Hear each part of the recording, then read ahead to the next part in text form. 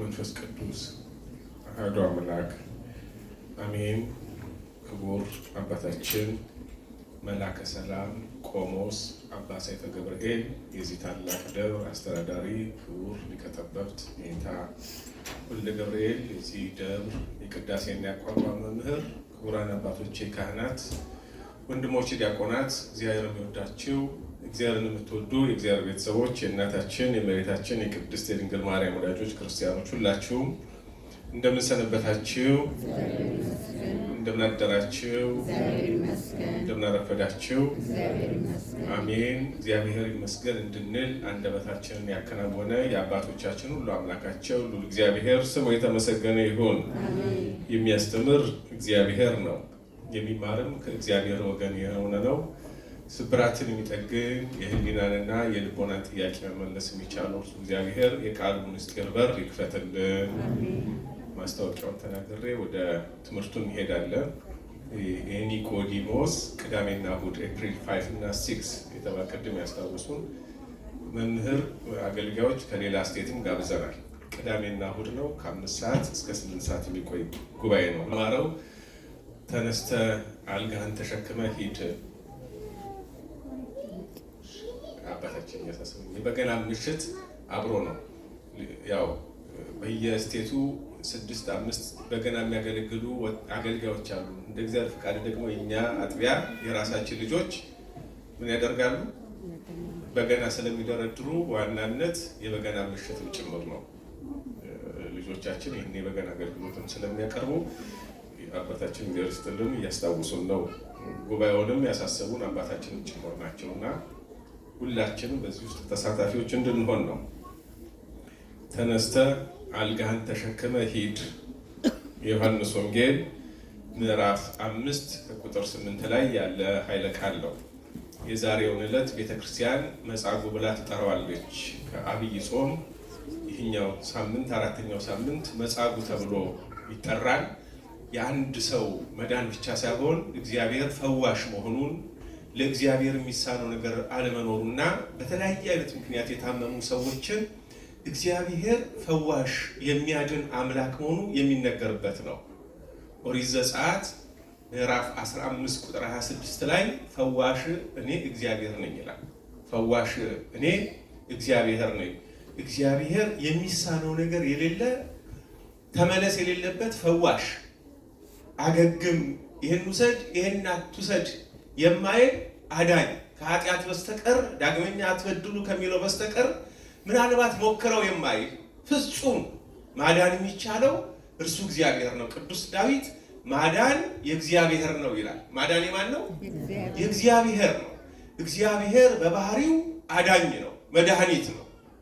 ማዳኑን መድኃኒትነቱን በጸጋ ደግሞ ለቅዱሳን ሰጥቷቸዋል። በመጠናቸው እነሱም በተሰጣቸው ጸጋ ወደ እግዚአብሔር ሁሉ መዳንን ይወርሱ ዘንድ የሚያግዙ የሚታደጉ አገልጋዮች ናቸው። እግዚአብሔር መድኃኒት ነው። እግዚአብሔር አዳኝ ነው። እግዚአብሔር ፈዋሽ ነው። በኋለኛው ዘመን የወደቅነውን ሊያነሳን፣ የጠፋነውን ሊፈልግ፣ የተሰበሩትን ሊጠግን ከሰማያት ሰማያት አምላክ ከእናታችን ከመቤታችን ከቅድስት ድንግል ማርያም ከስጋዋ ስጋ ከነፍሷ ነፍስ ነስቶ ሰው ሆኗል። እኛን ሊፈውሰን፣ ሊጠግነን፣ ሊመልሰን፣ ሰው ሊያደርገን አምላክ ሰው ሆነ። በአጭር ቁመት በጠባብ ደረት ተወስኖ በማዕከለ ምድር በኢየሩሳሌም 3 ዓመት ከ3 ወር በእምር ጉባኤ ወይም ደግሞ ወንጌል አስተምሯል። ስርዓትን ሲሰራ፣ ሃይማኖትን ሲያጸና፣ ወንጌልን መዳናችንን እሱ ሲያስተምር ማስተማር ብቻ ሳይሆን ያስተማረውን ትምህርት በተግባር ይገልጠው ነበረ። ንግግር ከተግባር ያንሳል። ተግባር፣ ስራ፣ ድርጊት ከቃላት በላይ ነው። ቃላት የማይገልጹትን የሚያሳየው ስራ ነው። ስራ የሌለው ንግግር በራሱ ባዶ ነው። ጌታችን ያስተማረውን እየተገበረ እያሳየ ድንቅ የሆኑ ተአምራቶችን ያደርግ ነበረ። እነዛ ውስጥ በጣም ብዙ ሕሙማንን መፈወሳቸው ብቻ ሳይሆን ሙታንን እያስነሳ ለሰው የማይቻል 12 ዓመት በሙሉ በሽተኛ ሆና ማንም ያላቀረባትን ደም ሲፈሳት የነበረችቱን ሴት ልብሱን ስትነካ ይፈስ የነበረው ደግሞ ቆሞላታል። ከእናቱ ማህፀን ጀምሮ አይነ ስውር የነበረውን የጢሞስ ልጅ ዕውሩ በርጤሜዎስን አባቱም ዕውር እርሱም ዕውር ነበር። ዳሶ እንዲያ ያደረገው ለምጻሙን የሚያነጻ ሕሙማንን በነፃ የሚፈውስ እርሱ መድኃኔ ዓለም ኢየሱስ ክርስቶስ ነው። ለስም አጠራሩ ክብር ምስጋና ይድረሰው። የእጁን ተአምራት የቃሉን ትምህርት ለመስማት እንደሚመጡ ደምግባቱን ለማየት እንደሚመጡ ሁሉ ለመዳን የሚመጡ ብዙዎች ነበሩ። የሚመጡትን በልብሱ፣ በዝምታ፣ በንግግር፣ በመዳበስና በምራቁ በ5 አይነት ግብራት ይፈውስ ነበር። በምራቅ ዮሐንስ ወንጌል ምዕራፍ 9 ላይ ስንመለከት አይነ ስውር የነበረውን ሰው ከምድር አፈር ጋር አበጅቶ ፈውሶታል። 12 ዓመት ደም ሲፈሳት የነበረችቱ ሴት ደግሞ ልብሱን ስትነካ ተፈውሳለች። በልብሱ ልታነጻኝ ትወዳለህን አለው። የማቴዎስ ወንጌል ምዕራፍ 8 ላይ ስንመለከት ከተራራው ላይ ሲወርድ እወዳለሁ፣ ንጻ፣ ራስህን ግን ሂድና ለካህን አሳይ አለው። በቃሉ ንጻ እያለ ይፈውስ ነበረ። የጢሞስ ልጅ ዕውሩ በርጤሜዎስን ደግሞ ዳሶታል። በመዳሰስ ይፈውስ ነበር። የቃና ዘገሊላ ውሃ ወደ ወይን ጠጅነት ሲለውጥ በዝምታ እንደሆነ በዝምታ ውስጥም ይሰራ ነበረ። በእነዚህ 5 አይነት መንገዶች ይፈውስ ነበረ። ከነዛ ውስጥ አንዱ ደዌ የጸናበት ዛሬ መጻጉዕ ብለን ድንቅ እንደተደረገለት የምናዘክረው 38 ዓመት በሙሉ በሽተኛ የነበረ አንድ ሰው ነበረ። ስንት ዓመት? 38 ዓመት። አይከብድም? 38 ዓመት በሙሉ። አሁን እኛ 38 ደቂቃ ትንሽ ውጋት ራስ ምታት ቢይዘን በዚህ ሰማይ ፈጣሪ ያለን ነው ምንድን ነው? ይህ ሰው 38 ዓመት በሙሉ በሽተኛ ነበር። ሰዎች እየተጠመቁ የሚፈወሱባት መዳን ምሕረት ከሚገኝባት ቤተዛታ ቤተ ምሕረት ቤተ ሳይዳ ከምትባል ስፍራ ላይ 5 መመላለሻ አሉት። የበጎች በር ይሉታል። 5 መመላለሻ ባሉት በዛ ስፍራ ላይ ከነ አልጋው አስቀመጡት። 38 ዓመት በሙሉ እዛ ነበር። በሽተኛ ነው። ከሚመጡ ሰዎች እህል እያገኘ ድነው በሚመለሱ ሰዎች ተስፋን እየሰነቀ ነገ የኔ ይሆናል እያለ ይህ ሰው እያጉረመረመ ተስፋም እያደረገ በዛ ስፍራ ይኖር ነበር። ለመዳን የመጣ ሰው ነው። ለመዳን ብቻ የመጣ ሰው፣ ለፈውስ ብቻ ጸበል የሚሄድ ሰው አለ። ለምን ብቻ? አሁን አንዳንድ ሙስሊሞች ለመፈወስ ብቻ የሚመጡ ሃይማኖት የሌለው ሰው ከቢሮ ተገፍቶ ልክ ንዕማን የቤት ሰራተኛው ወደ ኢየሩሳሌም ብትሄድ ኤልሳ የሚባል መጠመቂያም ደግሞ ዮርዳኖስ የሚባል አለ ብላ እንደነገረችው አያምንም ነበረ። መታመሙ ኤልሳን እንዲያገኝ ጠቀመው። ዝም ብሎ በቃ እስቲ ለምን አትሄድም ተብሎ በቤት ሰራተኛ፣ በቤት ጥበቃ፣ በአሮጊቶች፣ በሽማግሌዎች ተመክረው የሚመጡ ካህን ዘንድ ለመድረስ ሌሎች ጠቅን ተብለው የሚታሰቡ ስራዎች ውስጥ ያሉ ሰዎች የሚመሯቸው በችግር ውስጥ ያሉ ሰዎች የሚማቀቁ ዶክተር፣ ገንዘብ፣ ዕውቀት፣ መብት ያልሰጣቸው ብዙ ሰዎች ይኖራሉ። ይህ ሰው ከነሱ እንዳንዱ ነው። ሰው የሚፈልግ በሰው መዳን እንደሚገኝ የሚያስብ ሰው የለኝም እንጂ ብሎ የሚያጎረመርም መዳኑን እንጂ ድነው በሄዱት ሰዎች ውስጥ እሱም ተራው ሲደርስ እግዚአብሔር እንዲሁ ያለ ዋጋ እንደሚፈውሰው አላሰበም ነበረ። ሰው የሚፈልግ ሰው ነበረ። ምን አይነት ሰው? ሰው የሚፈልግ መዳን በሰው ነው። ሰው የለኝም፣ ሰው ያስፈልገኛል፣ ሰው ያለው ነው ሰው የሚሆነው ብሎ በውስጡ ሰው የሚመኝ ድህነትም መረዳትም ማግኘትም መስማትም በሰው ነው፣ ያለ ሰው ምንም ማድረግ አይቻልም ብሎ የሚያስብ ሰው። አሁን አንድ መስሪያ ቤት ስንሄድ ምንድን ነው የምንፈልገው? የምናውቀው ሰው አይደለም፣ የሚያስገባን ሰው፣ የሚያሳልፈን ሰው። ያለ ሰው ምንም መሰራት እንደማይችል አድርገን የምናስብ ሰዎች ከሌሉ የሆነ እዚህ ሀገር ምንድን ነው የሚሉት ኔትወርክ፣ እዚህ ዲሲ አካባቢ ያሉት ደግሞ ሎቢስቶች አሉ አይደለም። ወደ ዋይት ሃውስ ለመግባት ሎቢስቶች ሰዎች ያስፈልጋሉ። በኔትወርክ ነው የሆነ ነገር ሊሰራ የሚችለው። ያለ ሰው እንዴት ይሆናል ብለን እናስባለን። ይህ ሰው ከኛ እንዳንዱ ልክ እንደዚህ በሰው ተስፋ አድርጎ ይጠብቅ የነበረ ነው። በሰው የሚታመኑ ያፍራሉ ይላል። በእግዚአብሔር የሚታመኑ ግን አፍሩ።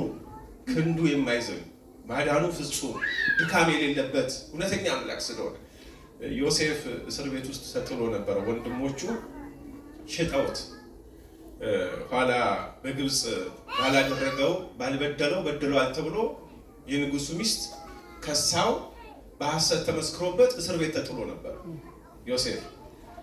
ኋላ እስር ቤት ውስጥ በቆየበት ሰዓት ላይ አብረውት የሚያገለግሉ ሰዎች እነሱ ታሰሩ። የእነሱ መፈታት ቀድሞ እንደሚሆን ከሱ ቀድመው እንደሚፈቱ አወቀና በራእይ ምን አለ?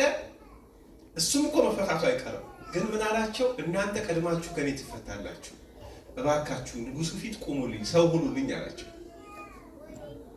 አብሮት እግዚአብሔር ታስሮ ነበር። አባ ጊዮርጊስ ዘጋስጫ እግዚአብሔርን ከዮሴፍ ጋር አብሮ የታሰረ ይለዋል። እግዚአብሔርም አብሮት ነበረ ብሎ ሙሴ ስለጻፈልን። እስር ቤት ውስጥ ማን አብሮት ነበር? እስር ቤቱም ቤተ መንግስት ካረገለት ከእግዚአብሔር ይልቅ አጠገቡ የነበሩ ሰዎች ሲፈቱ ቤተ መንግስት ሰው ላከ። በሰው ታመነ፣ 2 ዓመት ተጨመረበት ይላል። በማን ስለታመነ? በሰው ስለታመነ 2 ዓመት ተጨመረበት። ይህ ሰው እንዲህ አይነት ሰው ነበር። ጌታችን የዚህን ሰው ልቡን አውቆ ወደ በሽተኛው ሰው መጣና ጠየቀው። አንተ ሰው ልትድን ትወዳለህን አለው። በዕብራውያን መልእክቱ ምዕራፍ 4 ላይ ቅዱስ ጳውሎስ ልብ ያሰበውን ያውቃል፣ የምንሻውን የሚያውቅ አምላክ ነው ይላል። ሳንጠይቅ የምንጠይቀውን የሚያስፈልገን የሚያውቅ አምላክ ነው።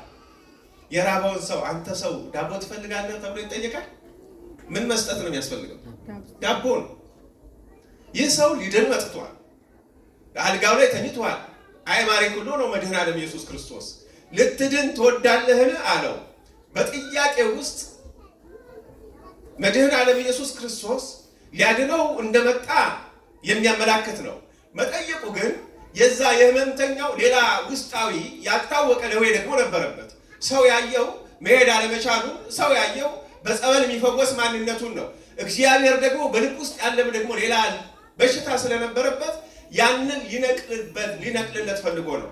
በደዌ ስጋ መያዝ ቀላል ነው፣ በደዌ ነፍስ መያዝ ግን ከባድ ነው። ያንን ሊፈውሰው ስለፈለገ ልትድን ትወዳለህን አለው። ይህ ሰው ስጋው ላይ ነው ያለው እስካሁን ድረስ። ወደ ልቡ ወደ ነፍሱ እንዲመለከት ልትድን ትወዳለህን አለው። እዚህ ውስጥ 2 ነገሮች አሉ። አንደኛው እግዚአብሔር የነፃነት አምላክ ነው። የምን አምላክ ነው?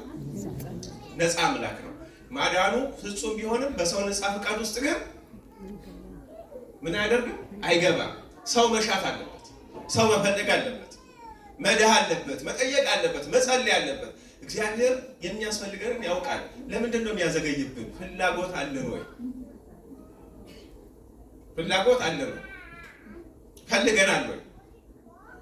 ያ ፍላጎታችንን አሳልፈን እንድንሰጠው ይፈልጋል እግዚአብሔር። ትልቁ ሰማዕትነት ፍቃዳችንን ለማን አሳልፎ መስጠት ነው? ለእግዚአብሔር።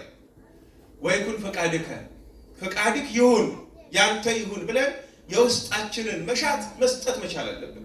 አንተ እንደወደድክ ማለት አለብን። ቅዱስ ጴጥሮስ አንተ ታውቃለህ እንዳለ ኋላ በንስሐው ለቅሶ ውስጥ አንተ ታውቃለህ ማለትን መለማመድ ያስፈልጋል። ልትድን ትወዳለህን አለው። ነፃ ፈቃድ ውስጥ መቼ ቢሆን እግዚአብሔር ጣልቃ አይገባም። አዳምና ሔዋን ዕፀ በለስን እንደሚበሉ ያውቃል አያውቅም? ያውቃል እግዚአብሔር። ግን በነፃ ፈቃዳቸው ውስጥ ጣልቃ ገብ አምላክ አይደለም። መብላት አለመብላት የማን ድርሻ ነው? የአዳምና ሔዋን። ግን ነግሯቸዋል፣ ብትበሉ ትሞታላችሁ አላቸው። እንዳይበሉ እጃቸውን መያዝ የእግዚአብሔር ስራ አይደለም። ራስን መግዛት የሰው ድርሻ። ልትድን ትወዳለህን ሲለው ያለ ፍቃዱ አድኖኛል እንዳይ ምክንያት አሳጥቶ ሊፈውሰው ምክንያት። ከዚህ ወስደው እዚህ ሀገር ዶክተሮች ይህንን መድኃኒት እንሰጣለን፣ የምንሰጥ መድኃኒት ይሄን ያመጣል፣ ሰምተሃል ይሉታል። ወይ እሱ ወይ ደግሞ ያለ አዋቂ ሰው እንዲፈርም ያደርጋል። እቺ ናት መነሻቸው። ልትድን ትወዳለህን አለ። ይሄ ሰው አዎን በቃ ባጭሩ መመለስ ነበረበት። አዎ። በኋላ ላይ ግን ያልተጠየቀው ማብራራት ጀመረ። በሕይወታችን ውስጥ ብዙ ጊዜ እግዚአብሔርንም ራሳችንን የምናሳዝነው ማብራራትን ጀምር ብዙ ስንናገር ባጭሩ ብዙ ሰው ሲናገር በተናገርነው መጠን እንስታለን፣ ሰው እናስታለን። ለተጠየቅነው ጥያቄ መልስ መስጠት ብቻ። ዝናብ እንዴት ይመጣል የተባለ ሰው መጀመሪያ ይባዝታል፣ ደመና ይሆናል፣ ነጎድጓድ ይሆናል፣ ድምፅ ይሰማል። ከዛ ወዲያ ጥያቄው ተፋበት ሊያብራራ ሲሞክር ግልጽ ነው። ልትድን ትወዳለህ? አዎ አለቀ። ወዲያው አዎ ካለ በኋላ ብሶቱን ማውጣት ጀመረ። ጌታ ሆይ ከኔ በኋላ የመጡ ሰዎች ቀድመውኝ ይሄዳሉ፣ ይድናሉ። እዚህ ብዙ ሰዎች አሉ በሰው ነው የሚሰሩት እያለ እኔ ግን ምን የለኝም። ይሄ ሰው እያቃጠረ ነው ወይስ እየለመነ ነው? ተግባብተናል። ሰው የለም። ንስሐ ገብታል። ቄሶቹ መቼ ለቤተ ክርስቲያን ሰው ሁኑላት? ምን አባት አለ ለዚህ ቤተ ክርስቲያን? መች ሰው አለ? መች ሰባኪ አለ? መች እንትን አለ? እና ጎረመረ ንስሐ ገብታል ወይ? ጥያቄው ተግባብተናል። ንስሐ ገብታል ወይ? ገብተሻል ወይ? ይሄ ነው እኮ ጥያቄው። ቄሶቹ እርስ በርሳቸው እየተጣሉ ንስሐ ገብታል ወይ? ቤተ ክርስቲያን እየበዛ ገንዘብ ብቻ ነው ከኛ የሚፈልጉት። ንስሐ ገብታል ወይ? ጥያቄው አሁን የሰውን ኃጢአት ማጥራት ላይ አይደለም፣ ራስን ተመልከት። ልትድን ትወዳለህ? በዙሪያ ያሉትን ነገሮች ውጣ ውረዶችን ማምጣት አይደለም። ልትድን ትወዳለህ? አሁን ይህ ሰው ውስጡ ገና ፍላጎቱን ከመስጠት ይልቅ አዎ አለ ለአንደበቱ ክስ ውስጥ ገባ። ግን አዎ የምትለውን ቃል ወሰድና አልጋን ተሸክመ ሂድ አለ። ምንን ተሸክመ ሂድ? አልጋን ተሸክመ። እዚህ ሰው ጋር የሆነ ጣጣ አለ ማለት ነው። መዳኑ መፈጸም አለበት። ቸር ነው አምላክ። አዎ ብሏል፣ ፈቃዱን ወስዷል። ግን አልጋን ተሸክመ ሂድ ክስ አብዝቷል። ከነ ምናምንተ ሂድ እያለው ከኔ ጋር ናቸው። 10 ብር ሰጥቶ ለምን ቄሶቹ በዚህ በኩል ይገባሉ ለምን በዚህ በኩል አይገቡም የሚል ሰው አለ። 10 ብሩን ሰጥቶ ሂድ ማለት ነው። ተሸክመ ሂድ። ከኔ ጋር ናቸው። አዎ የሆነ ነገር ካደረግን ለእግዚአብሔር ብለን በምናደርገው ውስጥ ዝምታ ነው ገንዘብ ማድረግ አለብን።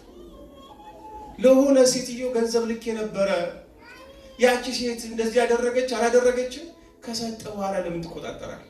አልሰጠህም ማለት ነው። ለዚህ ነው አልጋን ተሸከመ ሂድ አለው። ይህ ሰው ለምንድን ነው አልጋን ተሸክመ ሂድ የተባለው? ታላላቅ ሊቃውንት ትርጓሜ መጽሐፍት ላይ እንደጻፉት አንደኛ ፍጹም እንደዳነ እንዲታወቅ የብረት አልጋ ነው። 38 ዓመት የተኛ ሰው አይደለም ሊሸከም ያለ ሸክም ራሱ መነሳት አይችልም። መጽናቱ መዳኑ ምትሃታዊ እንዳልሆነ ለማመላከት ነው። የብረቱን አልጋ ሲሸከም አልወደቀም። አጥንቱ ቀጥ ብሎለታል፣ ወገቡ ጸንቶለታል። ሰው ተኝቶ እንኳን ወዲያው ቆሞ መራመድ አይችልም። 8 ሰዓት 7 ሰዓት እንኳን ተኝቶ ትንሽ ማረፍ ይፈልጋል። እንደተነሳ መሄድ አይችልም። ራሱን መቆጣጠር አለበት። ይህን ሰው ተነሳ አለው፣ ተነሳ። አልጋን ተሸክም አለው፣ አሸካሚ አልነበረው። የብረት አልጋ ነው፣ ተሸከምና ሂድ አለው። ለምስክርነት ነው። አንድም ማን አዳነ ቢሉት አልጋዬን ወስዶ ፈወሰ ይል፣ በጉቦ ዳንኩ ይል። ይዘህ ሂድ አለ። ከኔ ጋር ናችሁ? ይዘህ ሂድ፣ አልጋዬን ብተውለት ንብረቴን ወስዶ ፈወሰኝ ሌለው ሰጥቼ ነው እንጂ ፈውስ ያገኘሁት የሆነ ነገር አስረክቤ ነው እንዳይ ይዘህ ሂድ አለ። አቤት እግዚአብሔር ቸር አይደለም? ከኛ የሚፈልገው ነገር አለ። ከሱ ያልሆነ እኛ ለሱ ልናመጣ የምንችለው ምንድን ነው? ለምልክት ለስዕለት የምናመጣው ምልክት እንዲሆን ነው እንጂ የኛ ስለሆነ እኮ አይደለም። የኛ የሆነ ምንም ነገር የለም። እርቃናችንን የመጣ ነው። እርቃናችንንም እንሄዳለን። ወደ እርሱ የምናመጣው ለምልክት እንዲሆን ሌሎች እንዲማሩበት ተስፋ ሰው እንዳይቆርጥ እንጂ የኛ የሆነ በእኛ ዘንድ ምንም ነገር የለም። እኛ ራሱ የኛ አይደለም። ሂድ አለው። አልጋን ተሸክሞ ሲሄድ መንገድ ላይ ከሳሾች አገኙት። ግን አሉት አንተ አሉት ያውቁታል። ታሞ ሲድን አያውቁትም። በሰንበት አልጋን ተሸክመ እንዴት ሄዳለህ? ማን አዘዘ አሉት። ያዳነኝ ያ ሰው አላወቀውም ማን እንዳዳነ። አልጋም ተሸክሞ ሄዷል። አይ እቺ አልጋ ትቀመጥ። እዚህ 38 ዓመት በሙሉ በሽተኛ የነበረ ሰው ነበረ። እዚች አልጋ ላይ የተኛ ነበር ተብሎ ማስመስከሪያ ትሁን ማስተማሪያ ትሁን አላለ። ብፅዓት ትሁንልኝ፣ ለመዳኔ ምልክት ይሁንልኝ አላለ። ይዞ ነው የሄደው። ይዘህ ሂድ ሲባል አረ ይቅር እዚሁ ይቀመጥ፣ መስበኪያ ማስተማሪያ ይሁን። ሌላው ሰው ሲመጣ ይጦርበት፣ መተኛ የሌለበት ይገልገልበት። አይ አልጋውን ይዞ ሄደው። ንፉግነት ውስጡ ነበር። ያቺ አልጋ መሰናከል ሆነች። ተሸክሞ ሲሄድ ማነው አልጋን እንድትሸከም ያደረገ? አንዳንድ ጊዜ እግዚአብሔር ቤት ይዘን መጥተን ለእግዚአብሔር ጥለ ነው ለምእመናን ጥለ ነው የማንሄደው ነገር መንገድ ላይ ያ ነገር እንቅፋት ይሆን ነበር። ጥለን ነው መሄድ ያለብን። ያመጣነው ነገር መስጠት ነው ለቤተ እግዚአብሔር። የኛ የምንለው ነገር የለም። ማስተማሪያ እንዲሆን፣ ለሌላው ተስፋ እንዲሆን፣ ለሌላው መጠቀሚያ እንዲሆን። አሁን የወላጆቻችን መቃብር ላይ ትንሽ የጸሎት ቤት ብንሰራ እንልና ከስር ደግሞ ለኛ ምን ብትሆን እንላለን ማረፊያ። እገሌ የሚባል ቄስ እንዳይገባበት፣ እገሌ የሚባል መጥቶ ሱባኤ እንዳይዝበት ብለን ደግሞ በስልክ እንቆጣጠራለን። ሰጠን ወይስ ቦታ ወሰደ? እንዲህ ያለውን እግዚአብሔር አይፈልግም። ከሰጠው መስጠት ነው። ሂዳለው ሲሄድ ፈሪሳውያን ያገኙት፣ አጠመዱት። እንዴት አሉት። እዛ ጠብቀው ይሄ ይቻላል ይሄ አይቻልም የሚሉ ሰዎች አሉ። በዚህ በኩል ይሄን ልበሺ ይሄን አትልበሺ ሕግ የሚያወጡ ደግሞ አሉ ምዕመናን እዛ ሆነው ተስፋ የሚያስቆርጡ እንዴት እንዲህ ታደርጊያለሽ እንዴት እንዲህ ታደርጋለህ እያሉ ሰውን የሚያሸማቀቁ። አሁን በፊት እዛ ኢትዮጵያ በጣም ብዙ ስልት ነበራቸው መናፍቃን ነጋዴዎች። በር ላይ ቆመው ሱሪ ለብሰው መግባት አይቻልም ይላሉ። የመጣው መለወጥ ሲቻል እዛ ደግሞ አሸማቀው የሚያስቀር በዛው ነው። እንደዚህ ማድረግ አይቻልም ብለው የሚከላከሉ አሉ። ከሩቅ ትቀሰፊያለሽ እንደዚህ ትሆኛለሽ እያሉ እንደው እንደዚህ አይነት እንደዚህ ያለሽ ጸበል ጠጥተሽ ኪኒን ዋጥሽ እያሉ ስንቱን ሰው በቃ የቤተ ክርስቲያን ትምህርት ያልሆነውን ትምህርት አደናግረው የሚያስቀሩ ሰዎች አሉ። ፈሪሳውያን ጠበቁት። ወፎች አሉ መንገድ ላይ ቤተ ክርስቲያን ያላስተማረችውን ሌላ መጥፎ ዘር የሚዘሩ ቤተ ክርስቲያን ያላለችውን ያለችውን የማይናገሩ። አልጋን ተሸክመ እንድትሄድ የፈቀደልህ ማን ነው? ያዳነኝ ያ ሰው ማን ነው? እሱ አላቀውም ማለት ምን አላደርገው አላቀውም። ያዳነውን ማያውቅ ድንቅ ያደረገለትን ማያውቅ ሰው ነበር። አልጋን ተሸክመ እንዴት እንዲህ ይሆናል? አወረደው፣ ጣለው አልጋውን። ተመልሶ ምኩራብ መጣ። ጌታችን ኢየሱስ ክርስቶስ ራሱን ከሕዝቡ ጋር ሰውሮ ነበረ። ይሁኝ የማይል ባደረገው ነገር ሁሉ ከማምኑ ሰዎች ምስጋናን የማይቀበል ነውና ያን ሰው ምኩራብ ውስጥ አገኘው። አንተ ሰው እነሆ ድነሃል፣ ዳግመኛ ግን እንዳትበድል። ዳግመኛ ምን እንዳታደርግ ከባድ ነው ማለት ነው። ከጥንቱ ድነሃል፣ ዳግመኛ ግን እንዳትበድል ከባድ ነው። ይህ ሰው ጌታችንን አይሁድ ሲሰቅሉት ከከሰሱት ክስ ውስጥ አንድ ዶሴ ይሄ ሰው ነበር። ክስ ውስጥ ራሱን ከአብ ጋር ያስተካክላል የሚል ነው። ሁለተኛው የሰንበትን ቀን ይሽራል። ምስክር ለእያንዳንዱ ምስክር ሲያመጡ ይህ ሰው ምስክር ነበር። አዎ እኔ በሰንበት አልጋን ተሸክመ ሂድ ብሎኛል ብሎ እጁን ሰነዘረ። እጁ ኩርምት ብላ ቀርታለች። ለዚህ ነው ዳግመኛ እንዳትበደል ያለው። አልጋን ተሸክመ ሂድ ነው። እግዚአብሔር ቤት ስንመጣ እያንዳንዳችን በተለያየ ደዌ ውስጥ ያለ ነው። መቼስ ሰዓት የለም። በዘረኝነት ደዌ የተያዘ አለ፣ በስጋ ደዌ የተያዘ አለ። በተለያየ ደዌያት ከስጋ እንኳን ቢመጡ ለእሴት ለክብር የሚመጡ አሉ፣ እንድንከብርባቸው እንደነ ጢሞቴዎስ ዛልዎ ጥሪት እነ ኢዮብ የተፈተኑት ፈተና አልነበር። ይከብሩበት ዘንድ የሚመጣ በኃጢአት የሚመጣ ደግሞ አለ። እንደዚህ ያለው ሰው ህመም ለሌላ መከራ የሚዳረግ ህመም ነው። ከስጋው ድኖ ከነፍስ አለመዳን። እግዚአብሔር ቤት ውስጥ ስንመጣ ከነፍሳችንም ከስጋችንም መፈወስ ከፈለግን ፍቃዳችንን ለእግዚአብሔር መስጠት አለብን። በእውቂያ በሰው አይደለም።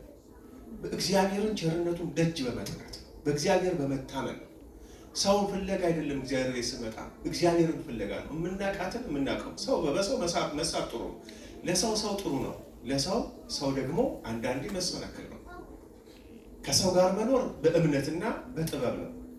ሰውን መጥላት ካልተቻለ እንጸድቃለን።